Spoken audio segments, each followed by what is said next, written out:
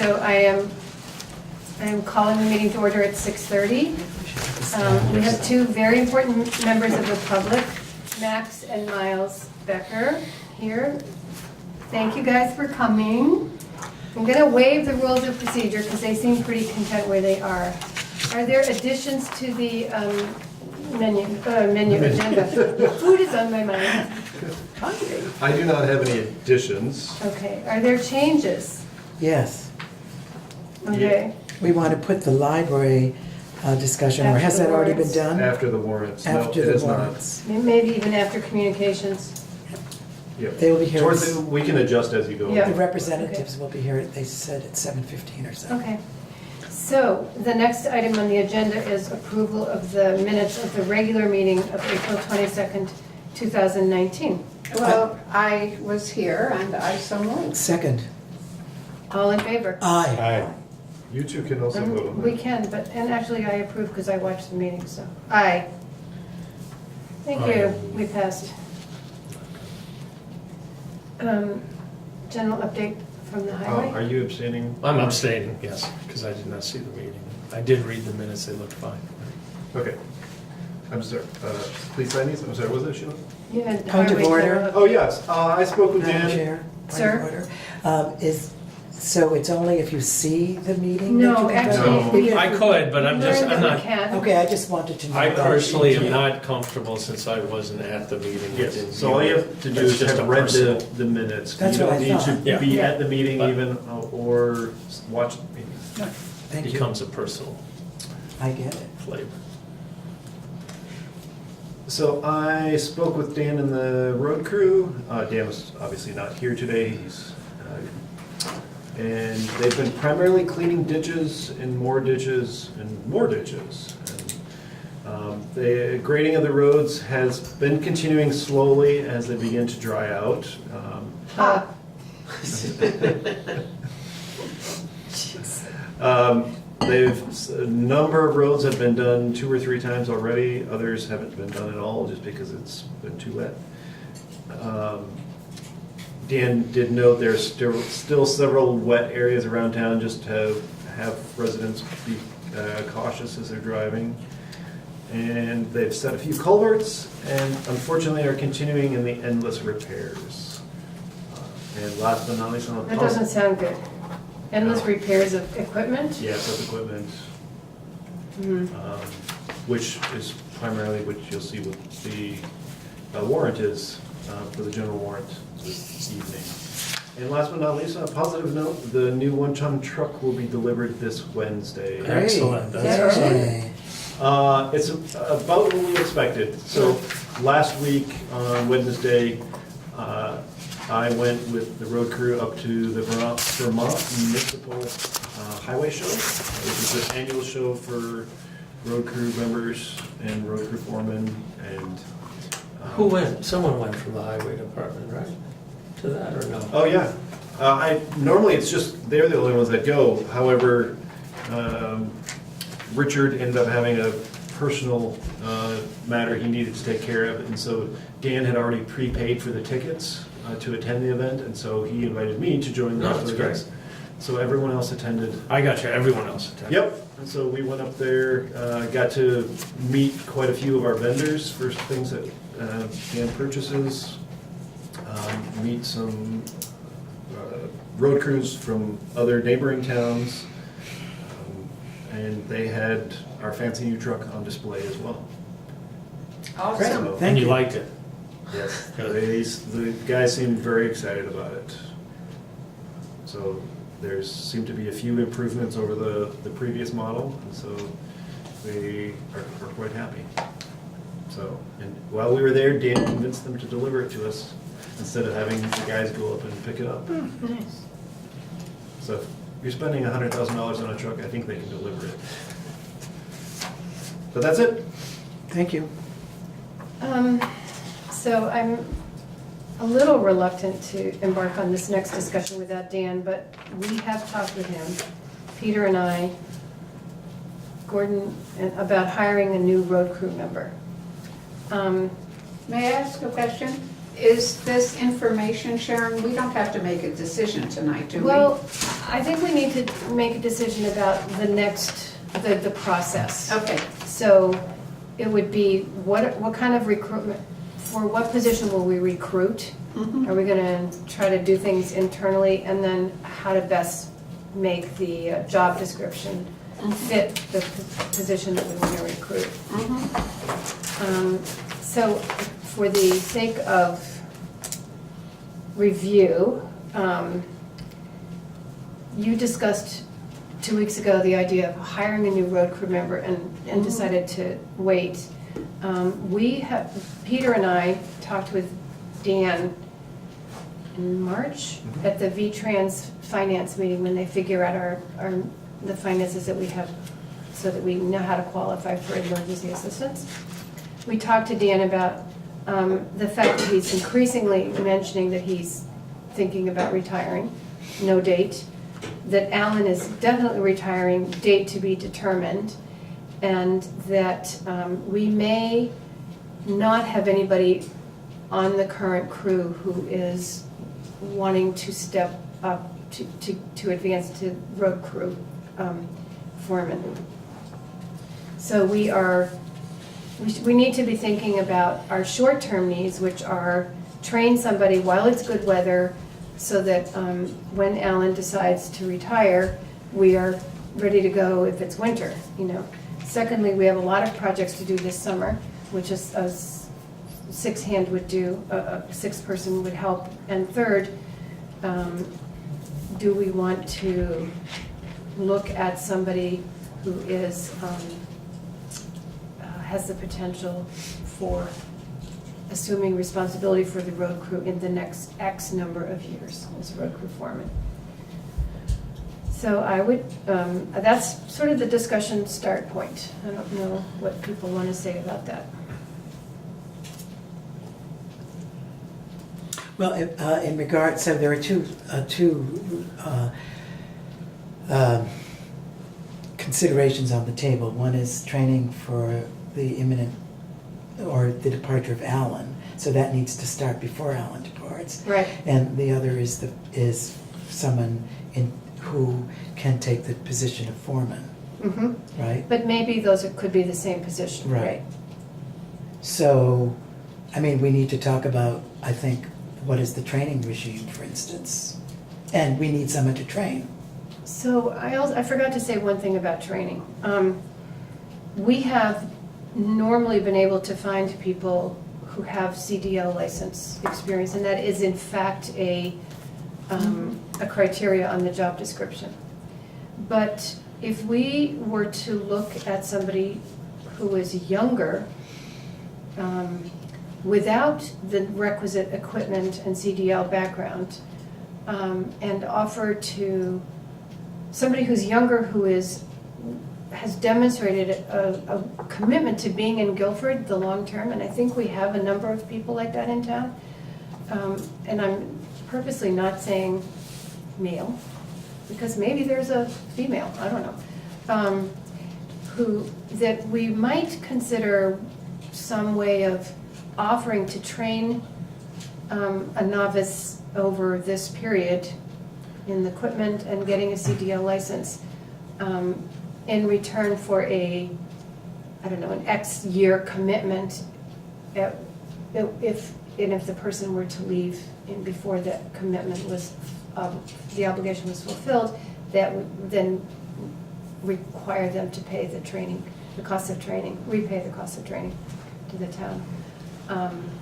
I think people do that. I think we've had some issues with younger people just flitting from job to job to job because they get the CDL license, they have the equipment experience, and then they go someplace where they maybe have a better salary or something like that. And One way or the other, though, we have to hire somebody as an additional person that we don't have now yes, to train. yeah, So we need to think about how to go about the process of hiring that person, right? And VLCT has, through numerous workshops and other things, and Dan's own experience talking to other road foremen in Wyndham County, that just to reiterate Sheila's point, that it's pretty common for young people, if they don't already have a CDL, that once they get it, they will leave. And it's fairly difficult to enforce any form of contractual agreement with them if they choose to leave prior to The contracted amount of Correct. time. So is the first part of our process then to create a job description and then Well, advertise? we have the it? job Okay. description, It's been updated recently. and it needs a little more updating. Right. But, I'm just trying to get this step by step. no, it is, but the question is, do we create a job description for Alan's position, which is the regular road crew, or do we encourage somebody to apply who indicates a willingness to commit to the long term? And is there a way to change the job description to encourage that? I wonder, well, first of all, I'm curious about what Dan thinks. Dan has hired people to be part of the road crew with, I don't think he's projected, at least not that I've heard, in picking somebody who would build up to be his replacement. I wonder whether I don't know whether, for instance, Vermont Technical College has programs that might prepare people.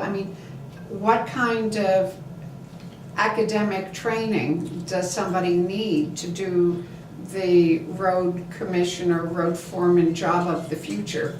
When we look at, I'm trying to be, succinct, but when we look at how much the job has changed during Danny's duration, I wonder whether we're going to be looking at an increasing amount of what you might call paper pushing professionalism, to the job in the future. So what kind of skills will that person be needing that we're not already thinking about? And in regard to the job description, I'm familiar with job descriptions that have what is necessary and then what are added skills. I can't remember the terminology that we use. Desirable? It might be desirable. I think there was a more technical word for it, but you actually in the job description outline what the actual responsibilities are and the skills that are needed actually, and then also preferred, I think maybe is what it is. So we Preferred have level skills. 1 and level 2 Yes. experience And here. level 3. Yeah, so that could be in the Yeah. job description, and we would be looking for someone who would have both the necessary and the preferred. That would be where we would start from and looking for to fill the position in the interviews. Yeah. So I think there's no academic training required, as long as somebody is comfortable with what we've already said. Spreadsheets, computer use, and then also able to become familiar with the all the regulations, the increasing number of regulations, and able to implement them in our town. And that just requires, there's some of it's familiarity. Danny gets trained regularly, others get trained, Peter does, he's going to all these things too. So I think there would be a lot of support, but I just, I don't know that, I think we just have to look for a particular kind of person this time. Have we had a chance to talk to Dan about his opinion on, this was simply to me in very, it comes down to we need the body for sure. If we could find the body that went with someone who had the skill and the interest to work into Dan's shoes, to me that's ideal from what you've put out there. Have we talked to Dan about what you've just laid out? We had a conversation with him last Tuesday. Yes. And did you discuss that should we be just solely focused on We filling did. Alan's position? We did. Or should we? Yes, we And what did is talk his- about it. I think he's, cynical about the possibility of finding somebody who's gonna stay long-term, Mhm. you know, and that's because Okay. we've had some bad We've- experience. yeah, Absolutely, and from experience. that's- Recent experience. Yeah. Right, and that's an issue. And so I think we need to be, I mean, one of the things that we might consider is casting a broader net as opposed to waiting. You know, Danny has people who come to him Right. often. Right. And then we maybe just sort of put out the word that we're looking in the town for somebody, you know, we, The other interesting thing to kind of add to this, actually from the roadshow last week, is a number of, one, looking around, most of the people that were there were, you know, 50s and 60s. Yep. But also from recent things, including actually the designated employer representative training I'll inform you about later, there was a discussion at that as well about, this is not a localized Right. No, of problem course in one not. community, Right. that the average age of road crew members in Vermont is mid to late 50s. And many of the foremen across the state will be retiring in the next 2 to 3 years, if not already. Right. So there's a big shortage of people to fill these roles. And so this isn't, if it's any consolation, isn't unique to Guilford right now. do we know how our pay scale compares? I mean, I know we get an annual report from VLCT, but I haven't seen it in the last couple of years. I don't know how our pay scale. So the recent pay, the past 2 years, the pay scale report that they put out is only for town managers and administrators. It does not include highway. From talking to Dan, which he and I have talked about this a number of times, we're on the lower end of the scale, in particular for Windham County, but for the state as well. From what he said to me, as well as from what I've heard at VLCT, it looks like starting pay in a lot of towns is low 20s right now. It seems to me that none of this should prevent us from outlining the steps we need to take to Right. get to where we want to go, which is what your initial question was, Yeah. what about the process? So that's what I'm trying to push forward is, you know, number one, create a job description that is comprehensive, that has preferred skills and Which we necessary have, skills. Which we have. We have that, okay. Number two, do we start to outline a recruiting program of where we want to recruit, you know, beyond the town of Guilford, and what various means of communication we want to put out the recruiting message? Or within the town. I think that's what Sheila's kind of grasping at here, is try to, do we have people within the town who are of a younger age that are interested in pursuing this As a That- career. that as a might be career persuaded to pursue. that currently are not, you know, doing that type of work? So, I mean, that's what I'm Yeah. sensing, that your feeling is that if we could find someone local, young, and engaged in the community, that they, like Dan, I mean, Dan's a perfect example. He started as a Dan, young Alan, kid. Dick. He loved living in Pete. Guilford, and he stayed in Guilford, and, you know, grew old in Guilford. Right, so then. Older. So, He's retired. Older, sorry, Danny. I didn't mean, Yeah. So Can I interject one thing, just to kind of add to the conversation for both your points, is at the moment, we do not have a job description for our road foreman. We only have a job description for our road crew members.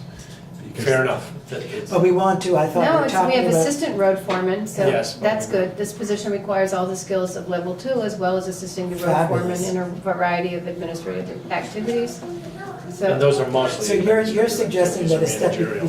the step between doing the job, having an executed job description and recruiting in a wide net, or whatever net we say we want to, is that there should be an intermediate situation in which we are trying to get information from our town. Yeah. Is there anybody who is interested in this position? thank you. Okay, so And I think, yeah, Dan's. let the input on record that. show. We have 3 steps so far. Yes. Do we know, I mean, you mentioned that, you know, people approach Danny, I mean, have you made it clear, like, we'd like to know more about these inquiries? We or- will, I mean, Yeah. he's just sort of been casually vetting or responding to things. He's been waiting for the go-ahead from the select board to hire. Uh-huh. And my personal opinion is that we should encourage him to hire somebody with, I mean, we've talked about this before with the last couple of hires, that we want somebody who can grow in the position. We may or may not have found somebody, and we need to discuss that with the road crew. Right. But we definitely want to go in that, I think, to go in that direction for this next hire for the road crew. Do we need to vote on whether, that we want to hire an additional road crew member? We need to recommend that, yes. So, I mean, do we We need have to- thoughts on the duration of how long we'd want to carry a sixth And, person? I mean, yeah, what the so- training period, like, 6 months, it's like Alan is going to retire, but has not announced exactly when. right, But he's giving us the time to train somebody with him yeah. on board. But the only thing I'm gonna add to that in my most recent conversations with the guys is that the state is putting us under more requirements and regulation to take care of our roads and maintain them.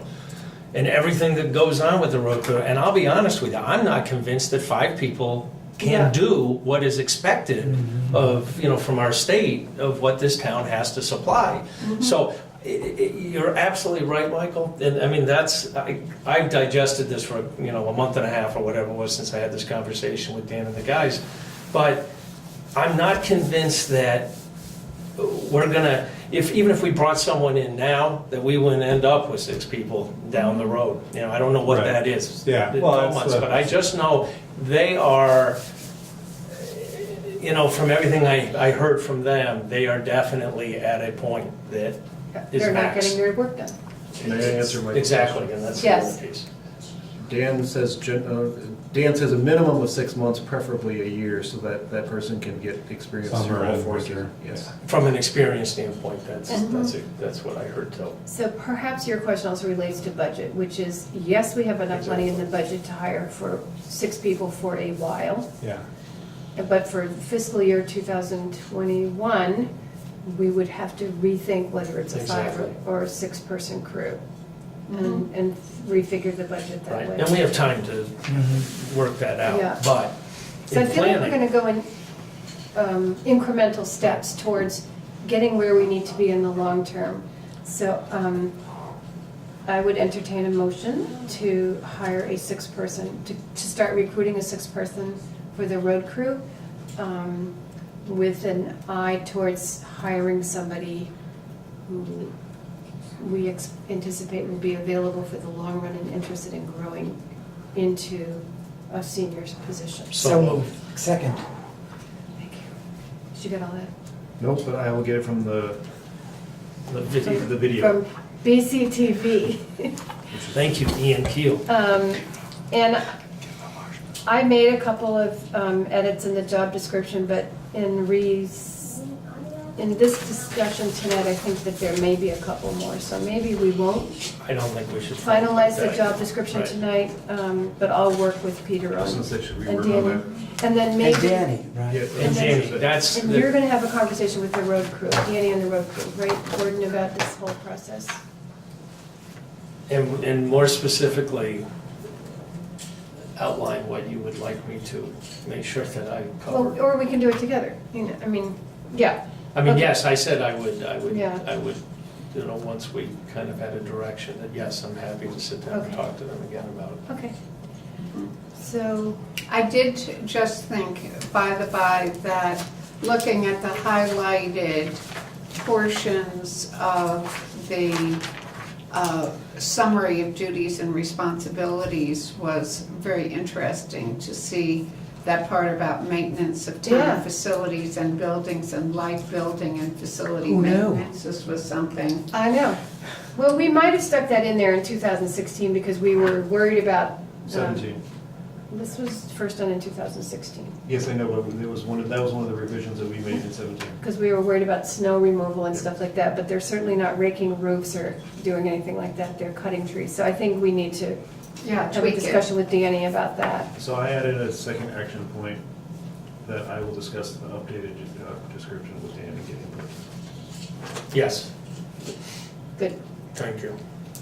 Terrific. Are you going to take a vote on your action? Oh, all in favor? Aye.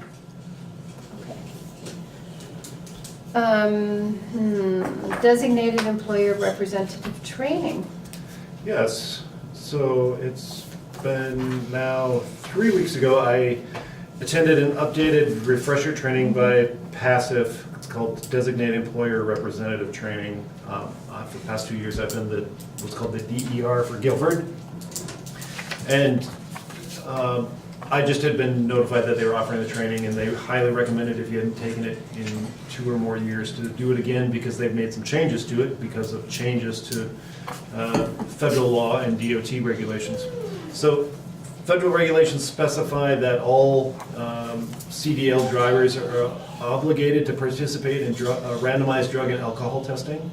And part of this training was to explain the necessity of the program, what the testing entails, as well as having a better understanding of drug and alcohol policies. And so I'm not going to bore you all with the drug and alcohol policies, but just to note a few of the highlights from this is a service that Passive provides to all of their members, and about 90% of it is at no cost to us outside of our regular dues that our insurance premiums that we pay to them. There's only a few random circumstances. The major one is pre-employment drug testing is one of the few things that we have to pay for out of our pocket. But they work to keep the costs for the pre-employment lower than what commercial rates are for that. Another reason for doing this is to help municipalities be able to comply with really complex federal regulations around CDL drivers. It was a lot to take in, and so since they are kind of the experts in this area, it helps us. Also, it is really a big effort to keep municipal drivers drug and alcohol free. In doing so, it helps reduce the overall risk pool, since our membership in Passive is a pooled risk versus individual risk, and so that helps everyone who's there to keep our rates low. Passive hires a company called Occupational Drug Testing of Vermont and New Hampshire to do all of these services. And so I interact with them. So when I'm notified that one of the road crew members has been randomly selected for a test, then I've got certain procedures that I go through, and then I notify Dan at a certain time when that person has to have their testing. They have a testing unit that comes on site, and so they don't have to go anywhere. So anyone who's a CDL or a CMV is a commercial motorized vehicle, so technically someone can drive some of our equipment if they don't have a CDL, but not all of the equipment or the big trucks. Excuse me, Peter. Yes. What does CDL actually stand for? Commercial driver's license. Oh, okay. That was easy.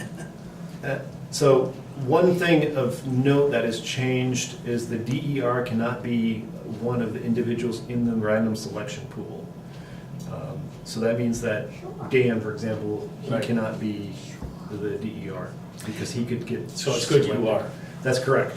So are we discussing this because you're telling us you're just sort of giving us background of what the DER does? Yes. Okay. As well as what. We're not looking for another DER. No. I'm continuing in that role unless you guys want somebody else to do it. No. It had prior to my employment with the town, it had been Penny, but she didn't really feel it fit with her role, particularly because of the fact that she's an elected official versus a hired or appointed individual of the town. So one of the reasons this is important, and this is another new change that I felt was important for the select board to know, is if the road foreman is one of the individuals, or is the individual, we can have more than one, it's usually just one that's selected, for a randomized test. Because I'm a town administrator and not a town manager, I don't have authority to remove the road foreman from his position should there be a positive test result. And so that's why, should the road foreman be the selected, I need to casually, nothing to worry about, but I need to notify the select board that he has been selected, the date of the test, and that if there are any positive results, because the results are securely emailed to me, and then they're put in the personnel files for the road crew members, then I would notify the select board if you need to take any action. So I had a question.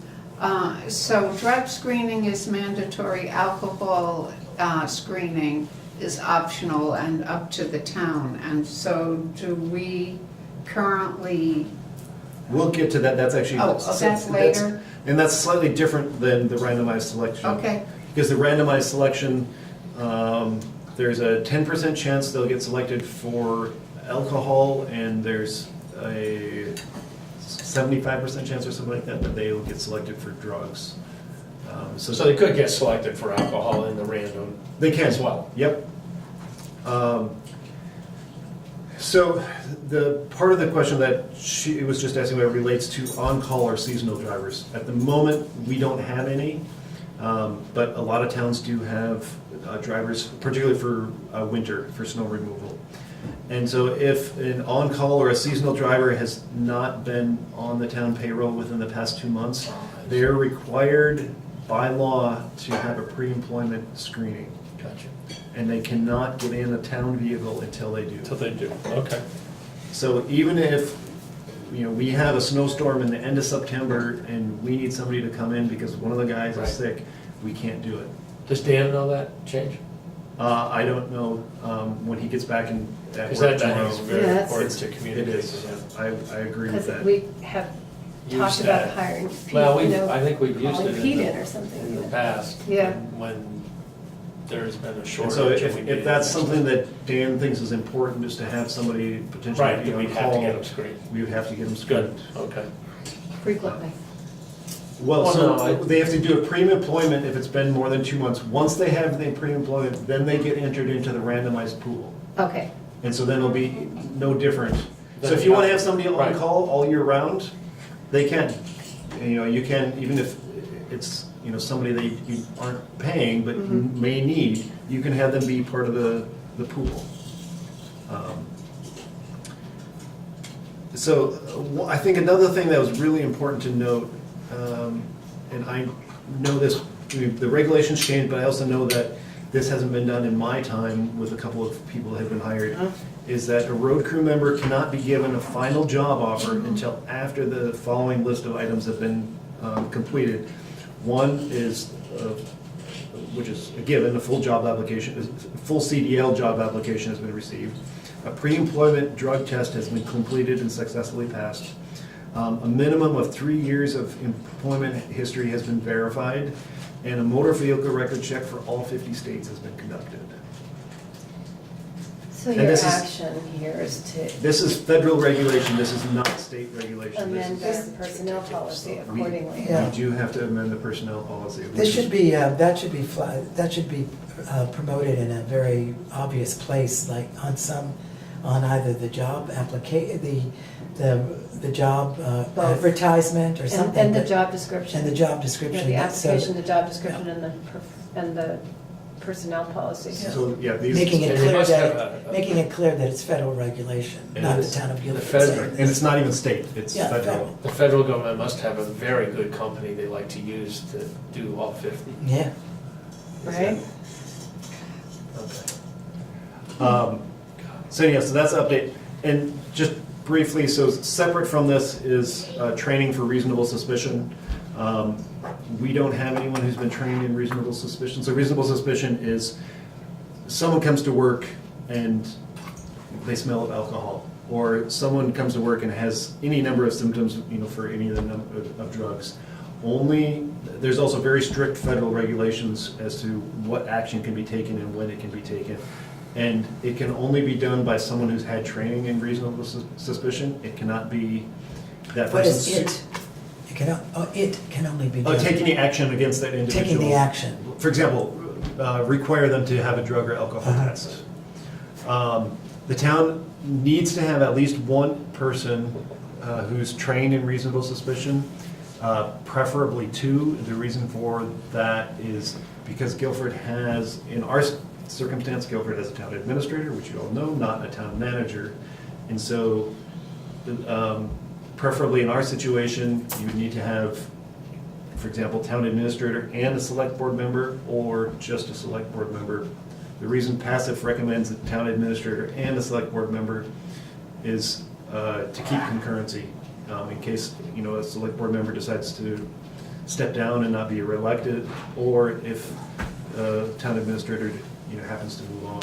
Are you trained in reasonable suspicion? I am not. The next training will be in September, and so as I notified you all in my update, I will be attending that, and because we're passive members, it's of no cost to us.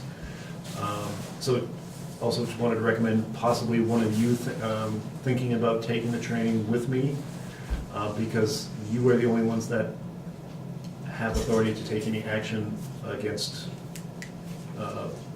Dan, for example, if there were concerns, which obviously there's not, but. So let me just understand this. The reasonable suspicion would deal only with the road foreman? In this No. case, it would only deal with the road foreman in terms of if there was a problem. If there were a problem, correct.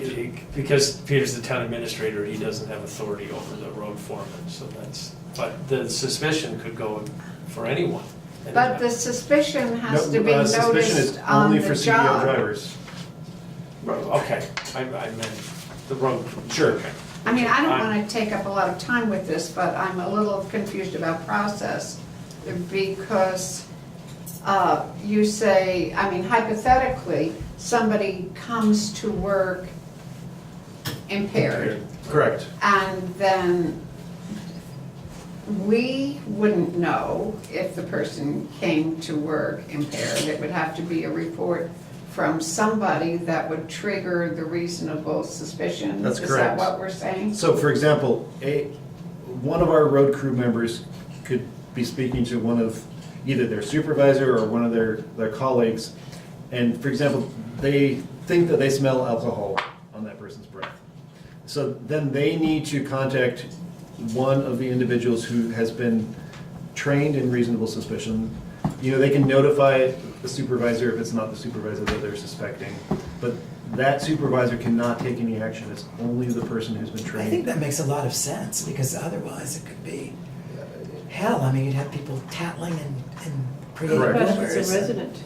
You could have a resident. If a resident was talking Yeah. to one of the road crew members and they suspected that something was awry, So you have someone who knows how to suss it out and also report it accurately. as well as understand the federal regulations around this, because there's very strict regulations, partially to protect the person who's being accused. Yes. So the passive has not announced the date yet, but they said it will happen in September. The training, that is. So as September comes around, let's see who wants to volunteer. Sure. Do we have any idea if this is a day Thank you, long Gordon. or a half day? They're 2 normally hour? half-day trainings is what they are. I think you'd be very good. So you do have an action from this, which is to modify the job description, the application, and the personnel policy accordingly to that last point. Excellent. And thank you for going, and thank you Yes. for the report, and thank you for having it in the folder so we could read it in advance and not have to be staring at paper while we're listening to you. Sure, no problem. Appreciate It was very clear. Well done. Let's just do the warrants before, we'll give Laura a minute to read the draft MOU. Thank you. And then we'll do the MOU. Okay, I'll make the motion to pay the following payroll and expense warrants. Payroll week ending 4/28/19 for $6,648.26. Payroll week ending 5/5/19 for $8,050.77. Payroll week ending 5/12/2019 for $6,006.98. And then expense warrant number 1921 for $23,654.97. Expense warrant number FW21 for $138.50. Expense warrant number F21A for $108. And expense warrant FC21 for $2,095.32, for a grand total of $46,702.80. And I would just like to say, within expense warrant 1921, the largest at $23,654, there were 45-ish approximately different expenses included on that warrant, so nothing was major. I would say the highway department repairs probably came close to about $7,000 of repair, that being the largest piece of that as a sole incident. Second, And I would, just as a point of reference so you guys are aware, part of the reason why there's 3 additional warrants on here is they were actually missed when Penny was away Gotcha. by the other office staff. And so Penny wanted to make sure that you guys got them taken care of. Thank you for that note. All in favor? Aye. Who seconded? I did. Richard. Thank you, Richard. So, Do you want to come up to the Ready, table? Russ? Sure. Moving right along. So Kathy hasn't seen the MOU yet. Here's a copy for But her. I didn't have it, if anyone, thank you. so, Peter, before we get into a discussion of the MOU, Kathy can read it while we do communication. oh, yes, we could do the communications, thank you, Gordon. So, communications first, we're gonna hold you guys off for another minute. So, Yeah, I've got several different communications. We received the annual report from VLCT and PASIF, if anyone is interested. They're very general, but if you really want to read some dry reading, there you go. We received the Green Up update for the year from Ellie. They had 60 volunteers, or 100 bags were collected. Wow, that's awesome. 1,560 pounds of trash were returned. And they had a whole bunch of metal recycling, and there were no tires this year. excellent. Those are not the towns. Okay, the But a state huge tires. thank you to Ellie and Yeah. her 60 volunteers, that's awesome. That's an amazing thing. And she, based off of a comment that, I apologize, I'm forgetting the gentleman's name who came to the select board meeting to talk about banning plastic bags. Oh, yeah. He had mentioned a movie called Plastic Ocean, which Ellie looked into showing as a group event after Green Up Day, and because of legal ramifications, she couldn't. But they did sit down and have a really excellent conversation about the widespread occurrence of plastic in our world. And a number of people went away and watched the movie, and so Ellie said they had a really great discussion about that. That's great. That's really positive. A couple other really quick things is a couple of upcoming trainings from VLCT, one about human resources, another one, this is not from them, but the Government Accounting and Auditing Symposium is coming up.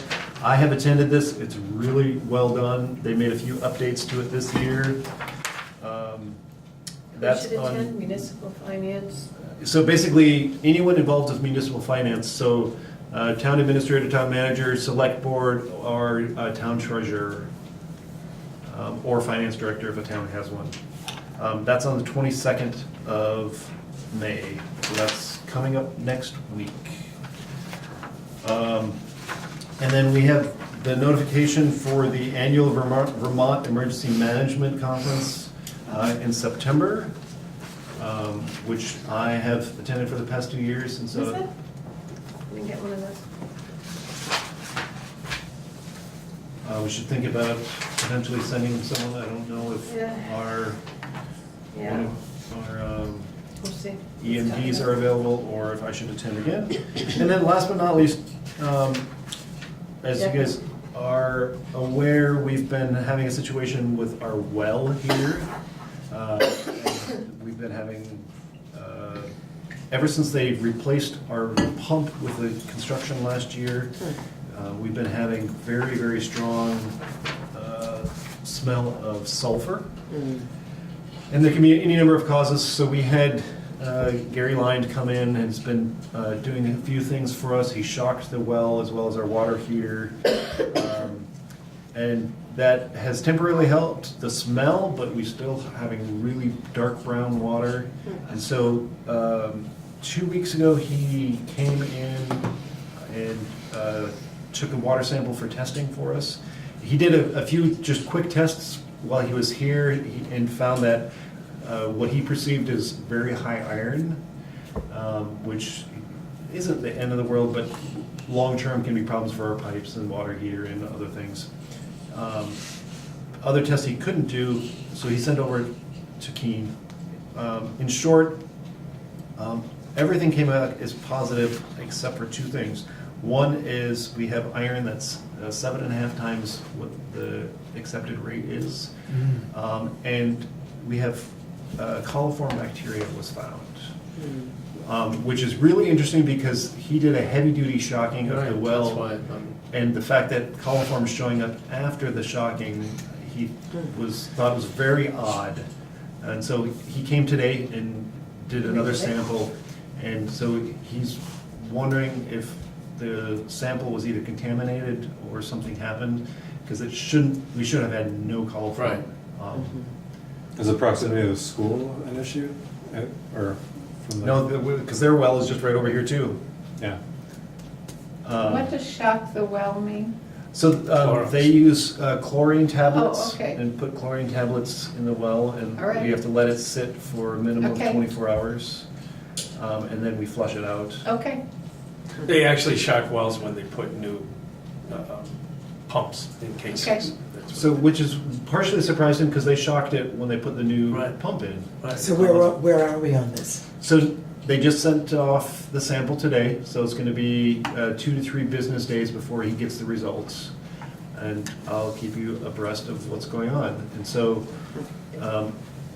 particularly if the iron comes back, continues to come back this high, he would recommend a green sand filter to us, which will remove it. And so he's gonna put together a quote for that. And so he will have that hopefully by the end of this week, maybe beginning of next week.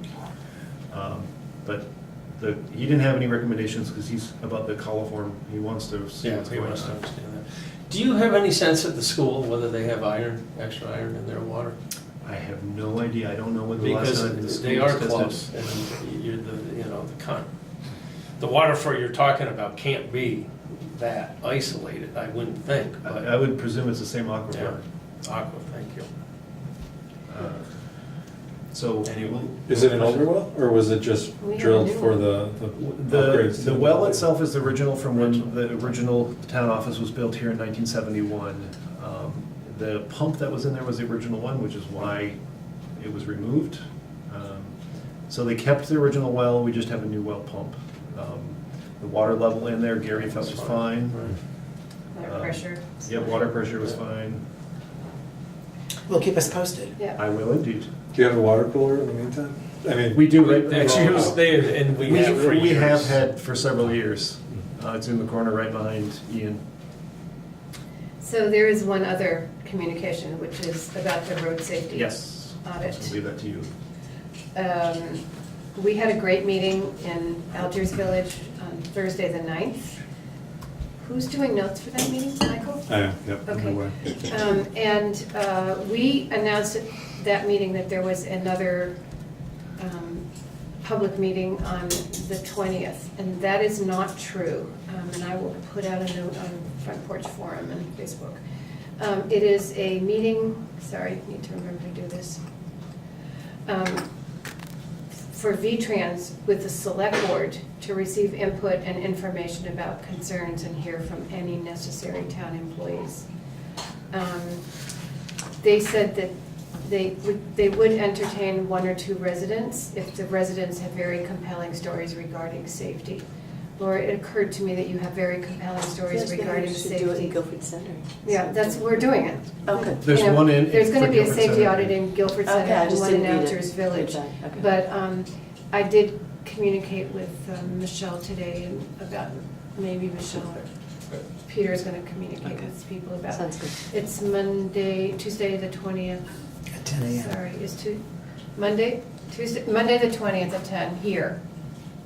So this meeting is not open to all. Those invited to participate should have experience and observations that will directly inform this process.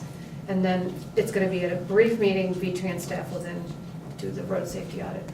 So let me just be clear, this is a meeting that select board members are to come to. Are invited to, yeah. Okay. And also we should make it, just to emphasize that this clarification is coming from Vermont Trans. Yes. Yes. Yeah, And just for clarification, we can only have 2 select board members at the unless you meeting. warn it. Oh, But it's not a meeting that's open to the public, so oh, all right. Well, I can't per attend, so per I. V-Trans. I can't attend either, my I'll be daughter's there. graduating on that day. You and me. Okay. What a team, There you go. And a meeting called by Vermont Trans, or who's calling this? Vermont Trans. V-Trans. V-Trans V-Trans. calling the meeting, Yep, yeah. they called the meeting. So I apologize to everybody, we really thought this was a second public meeting. We will still get notes out to everybody as soon as they're ready, so. And just to add, so Michael's compiling the minutes that he took, and then I'm compiling the notes From that Lisa took. okay, from her. And then we're gonna combine them Yes, together great, to thank you. issue them to the public. And Peter, you'll send out an email, like, will I get a little bit more details? And That's send- pretty much. That's it. That's That's the it. extent of the, I mean, I Okay, can send you the that's it. same Here, email I 10 sent to them, but Oh, 10 o'clock? 10 o'clock. 10 a.m. Ten. on the 20th. Unfortunately, that's the extent of the details Okay. that V-Trans gave me. Thank you. Yep. Okay, on to the last item on our agenda, which is MOU, Guilford Library and Town of Guilford. I had started, Peter, by saying, asking you to define what the purpose of this MOU is. Sure. So, as I introduced at the select board meeting 3 weeks ago, every once in a while, because we're VLCT members, every once in a while I'll get an email from VLCT in which another town has a question that VLCT doesn't have an answer to. And so, 4 or 5 weeks ago, I got one of those, and it's because the town of Charlotte was in a situation very similar to us in that they have a municipal library and we're looking at debating expanding it or building a new structure. They ended up choosing building a new structure. But either way, they also had a friends group who had done a substantial amount of fundraising to contribute to this cause. And in discussions, they really thought because the town is one entity and the friends group is another entity, that they should have an MOU or a memorandum of understanding between the two groups. So I responded to the town administrator in Charlotte saying, I'm sorry, I don't have anything to offer you, but I really would love to know what you find out from this. So he received about 3 or 4 responses from various towns who have done this in the past, who've had similar situations. He sent me the copies of the two, what he felt were the best MOUs. I shared them with the select board, and then the select board asked me to kind of draft this sample they have here. I did ask him for a copy of theirs. It has not been made public yet because his select board and the Friends group in Charlotte were actually meeting last Wednesday to finish negotiating the details of their MOU, and once it has been made public, he will share it with me. In the meantime, all of you have a copy of a draft that I put together from the 2 samples from other towns in Vermont, and input from a couple others that I found from other states with language that I think was fitting. Now, I've created this in light of what I understand. I fully expect to be numerous edits from both parties. And in fact, because of our situation here is a little bit different, and one of the other towns in Vermont was similar to us in that theirs is a municipal library versus being a private library. And so we have our board of trustees who are fiscally responsible for our library from the appropriations from the select board. So we have our select board who appropriates to the library, who also owns our building. We have the library trustees who are fiscally responsible for the work of it. Then we have the Friends of the Guilford Free Library who have been created to be a fundraising organization to provide other, I mean, you two can speak better of what they do than me. I've only know about them from what Richard and I have spoken about in the past. And if I can add some context, this MOU we discussed as trustees about a year ago, when part of our mission as trustees of the library was to articulate how the library and the town are related to each other. So we've been talking about it a long time, so that request for an MOU historically came from the trustees before there was any thought of an addition to a building.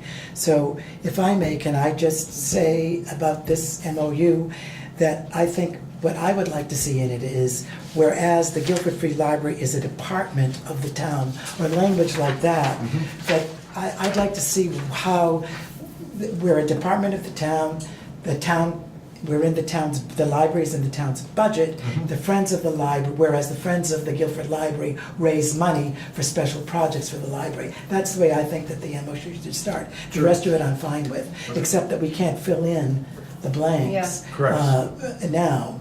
But if we had those 3 or 4 whereases, I think that would speak to what the trustees were looking for, is that because we didn't have this articulation last year of the library and being a town department, but we do have it now. Right. And we're in the town, the library's in the town budget, so. So That's good. I also think that the library has interest, an interest in maintaining its own interests and being accountable for its finances to not just the town, but to your trustees. Right. And the town has to protect its assets as well. So I think that is a fourth goal of this, is to protect the assets and the financial interests of both parties. Yeah. And so Peter. In the short-term investment in the building, and then over the long run. Right, it's capital needs. And Peter refers to the capital needs here in the end, which I think is good, but I think just stating that the financial interests of the library and the financial interests of the town, that's one of the goals, is to protect. I did, it can be You refer clarified to it, more. yeah. There's a couple of references to it, but it can certainly be clarified and elucidated more. Would it help if I did the whereases, or do you think you've got? We can partner on it. Yeah, Well, I can send you a draft of what I just said. That's great. Okay, and that's the way I think that the MOU should begin. Sure, of course. With. I have a question. Is department the right No, I'm not sure it is. language? Yeah, I wonder about Department that, too. doesn't sound right to me. Technically, it because it's a municipal library, it is, in the way that it is now set up in our accounting, is, yes, it technically would be a department just as much as Like the the highway. highway That's department. correct. Oh, I see. Okay. I have the same Yeah, problem with it, but it's the okay. word, it's a word thing. Yeah, It's a word thing. Yeah. It's a little fine. archaic. So similarly how Dan is responsible for Yep. the finances and budget of the highway department, the Yep. trustees are similarly responsible for the fiscal maintenance of the library. so are you two in agreement with Richard and Peter's Absolutely. process? Yes. I Absolutely. know you haven't had very long to review this, but I any other comments on the draft? I would welcome what you're mentioning, Richard, because I think it has been fuzzy and vague, the relationship between the library and town for forever. And it just sort of has morphed. But I think that what we've been striving to do for the last couple of years is get clarity. So I think you're really right, starting right away with being a department and, charting it out Yeah. is very good. I think that's very important. Yeah. But Okay. you did good work here. Yeah, thank you for If giving us anyone something to wants think it about. in a Word document format, I'm happy to email it to you. I'd like it. You can send it to me, because there might be other trustees who'd like to see it. Sure. Mhm. And I didn't know, I don't know if either of you are also on the board for the Friends of the Guilford Library or not. For Amazon. Okay. And so I wasn't, because I know that, as I was saying to you earlier, Kathy, I know that Richard has explained to me that some of the trustees are on the board and some of the board members are not trustees. That's right, that's right. Yeah. So I just wanted to make sure that anyone who needed to have access to this document. No, that's good. I think as the chair of the board, it would make sense for me to send it out. Okay, great. All the trustees and all the friends, so everyone has seen it. Okay, so I'll send it to the two of you then. Mhm.